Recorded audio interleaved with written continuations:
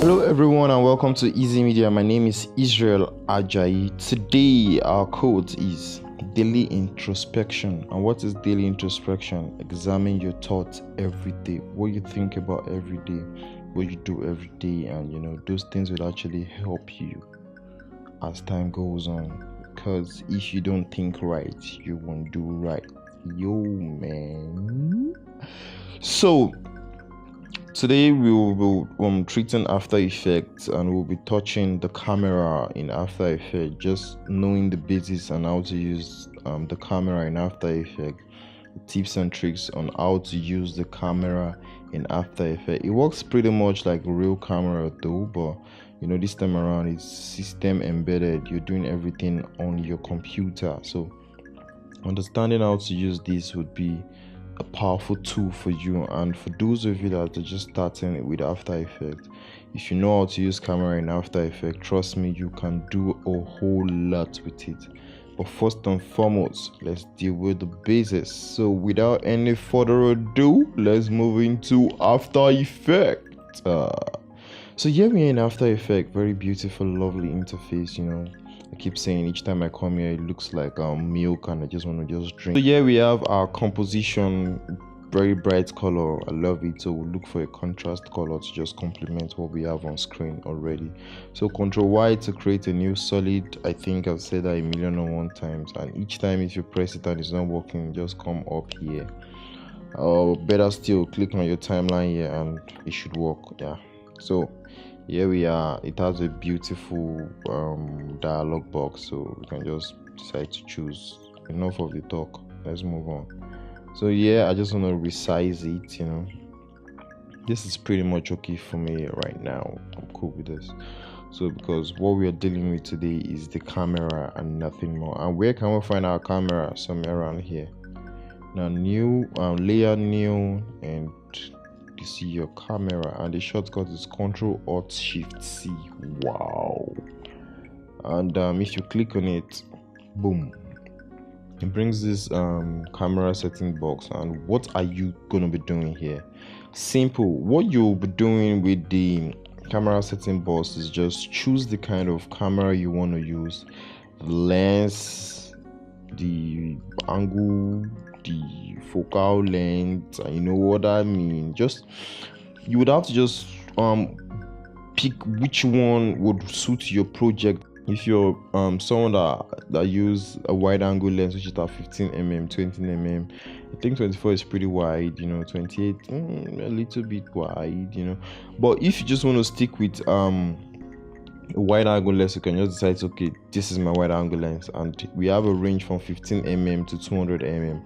And don't forget, this is After Effects CSC, so I don't know what CSC would look like though, but with my last project I used 50mm, so we can decide to, okay, use a wide angle lens. And lenses work differently. If you're using a 15mm, it's so wide that it might even be seeing the cover of your lens if you have a cover on your lens.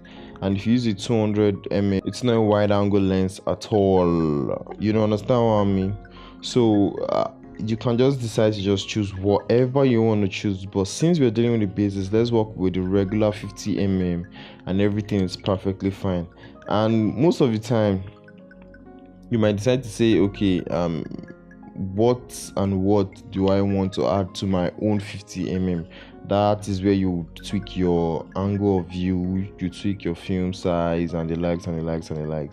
But for now, just leave everything the way it is. I think the f-stop is 5.6. It's fine. Just go along with it. This is the normal settings. For 35mm, we have a different settings. You can see the focal length is 35. You can see your angle of view, probably a slight change, your zoom, slight change, and the likes. And if you're conversant with the camera very well, there's a mark on the camera where you can use your tape rule to measure the distance between the character or the actor and the camera, so your focus will be tight. You would have a very clear focus. Your image won't be defocused. Just one word, 3 different sentences. Wow. So let's move straight up by clicking OK, and we have our lens, our camera already active. This is our camera up here, camera 1. Let's leave it like that. I don't want to rename it because we're dealing with the basics. So if you want to use the camera, most of the time we have a 2D layer and a 3D layer, so you should know when to use a 2D layer and when to use a 3D layer when it comes to camera. And now this is our let's toggle our switch mode and let's change our image, our box, the box we created earlier. Let's change it to a 3D layer. Now it is a 3D layer. Now it will work perfectly with the camera, such a way that we won't have any issue. So now back on the camera, let's see, we have our camera settings here, our two camera tools here. So over here we can try to choose what we want to use at a particular point in time.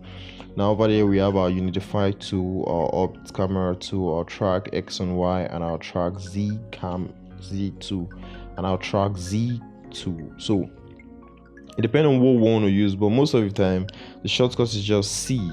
Just keep pressing C and everything just keep moving the way you want. So before I try using this, let's move into the options below the camera 1, and over there we have our transform and our regular position. We have our orientation, which is not common with every other layer. I think if you come over here we would see something like that. Okay, that's because our 3D is active already, but if our 3D is not active you won't see anything like orientation. So the camera, this is it, and we have our options here, rotate X, rotate Y, rotate Z, and what else? We have our zoom, we have our depth of field on. We can decide to off it if we want. There's no problem about that. We'll be going a little bit in depth into this in our further tutorial.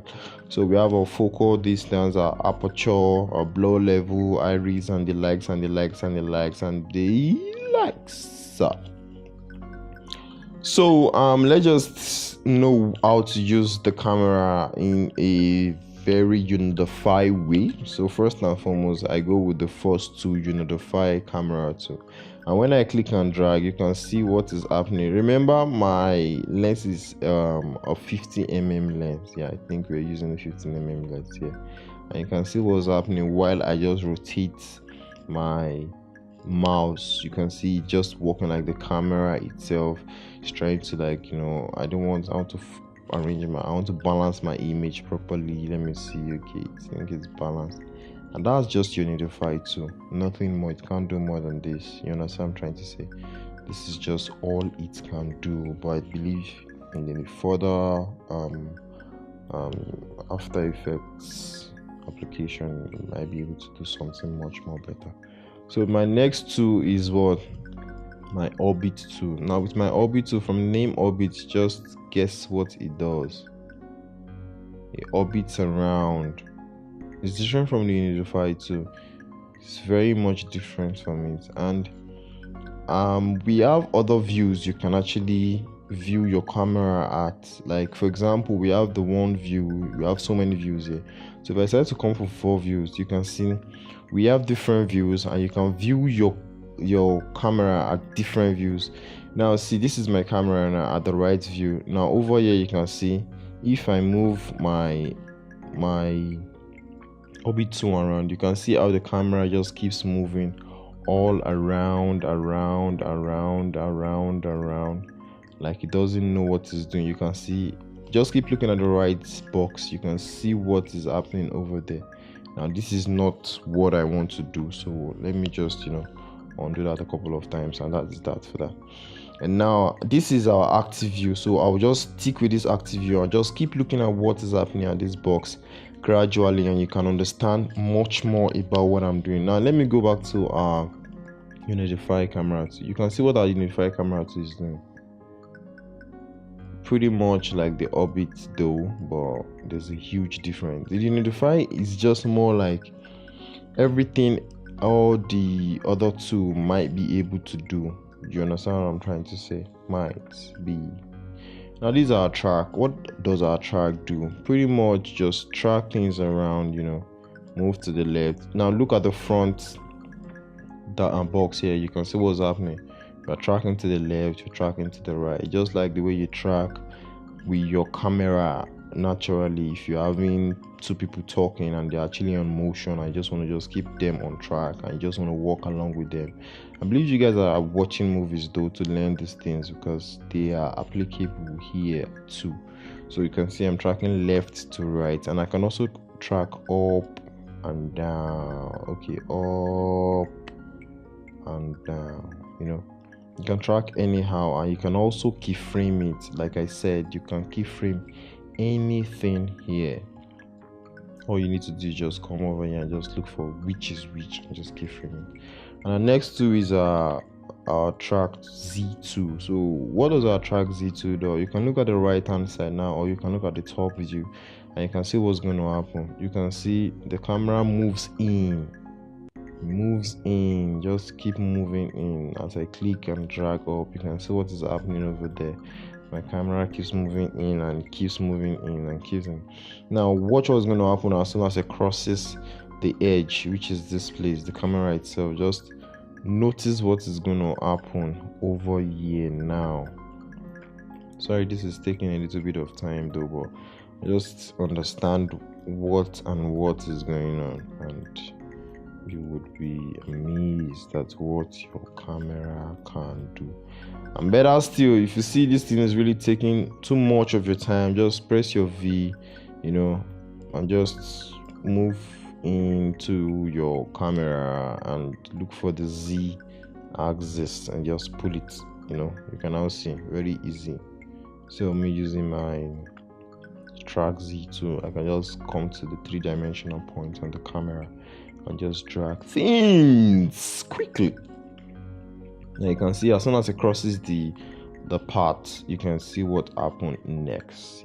It came back to the initial state. So with a little bit of just creativity and knowing how to arrange things equally, and trying to pan things around, and there's a tool like that I really love so much. That really helped me. I can't remember the name right now though, but before the end of this tutorial, if I remember the name, I will tell you. It's a tool by Andrew Kramer. Yeah, Short Target.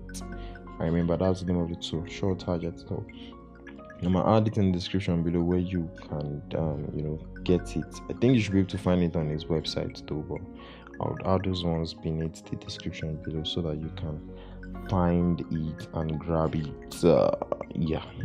So without any further ado, I think that is one nitty-gritty about our camera. Just the basics, understanding what you can do with the camera and how you can tweak things around with the camera. So let's see if you can really touch one or two things here before we end this tutorial. Now we have our zoom, our depth of field. Now this is our depth of field, and we can decide to off it and we can decide to on it. Now I talked about our focal distance before.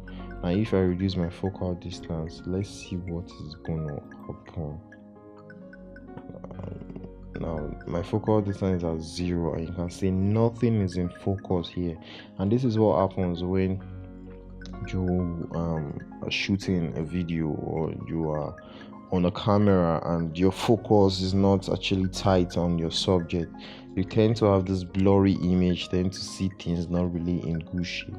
And these work pretty much with 50mm, 35mm and the likes, where you have your background blown out totally. Yeah, it works out pretty well like that. And I don't know, we have different type of lens though, so the lenses too really matter. On that note, let's undo that and let's see. So that is that for that. Your aperture, we have our aperture. It works differently from the focal distance, but subsequently in this tutorial we would have a breakdown on how to use a camera rather, and talk about the lenses, how to follow focus things around in After Effects and make your life easy with tons of shortcuts. You understand what I mean? If you feel me, say yeah. Thank you. So Without any further ado, let's go back to our active view and let's see if there's anything we can touch before we move forward. So that is that for that, pretty much that. And there's something I really want to touch though, and it is our null object. What is your null object? Your null object is just your null object, nothing more. And I think I've spoken about pick whip tool before. So with your null object and your pick whip tool joined together, you can do a whole lot. This is your null object, and making it a 3D layer, and just pick whip your camera to the null object. Now you don't really need to touch your null object anymore.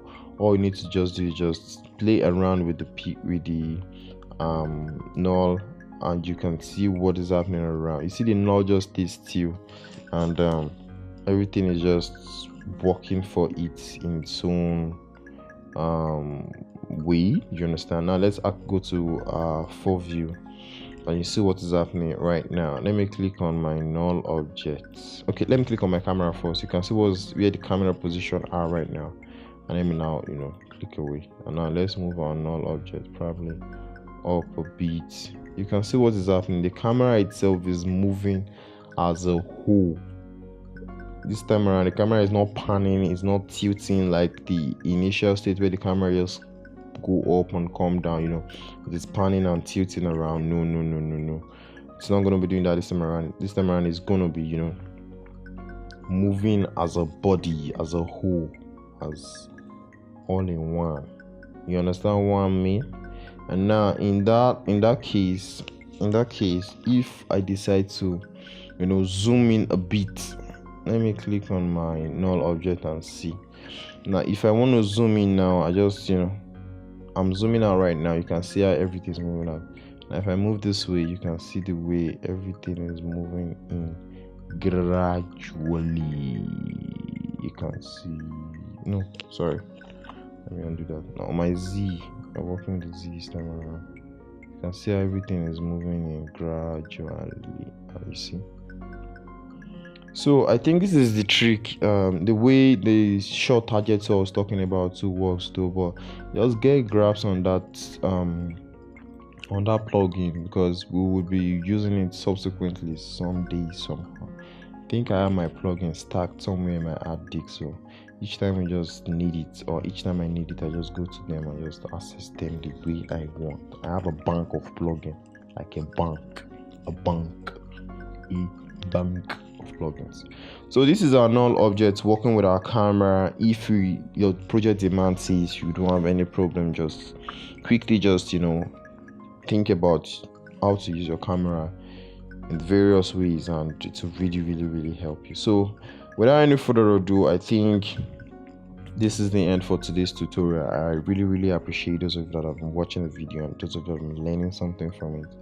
And if you have any question or comment or anything, just place it in the comment below. I would like you to like this video, subscribe to our channel, because after this 3 months of awesome tutorials, we'll be ditching out tons of beautiful concepts that would really help you grow as time goes on. And aside from that, we'll be moving into our film school gradually. We are still modifying things, working on things, and getting some equipment on ground so that we won't have any issue while we start. So to be a video blog thing where we keep posting video in this channel. We'll keep posting videos on how to do things, and things you've been seeing on TV, you've been seeing on your cable network and the likes, and you've been wondering how did they do this thing. Don't worry, we're breaking those things down for you bit by bit, and trust me, you would enjoy yourself. So without any further ado, I think this is a wrap for this, and until next time, my name is Israel Ajayi.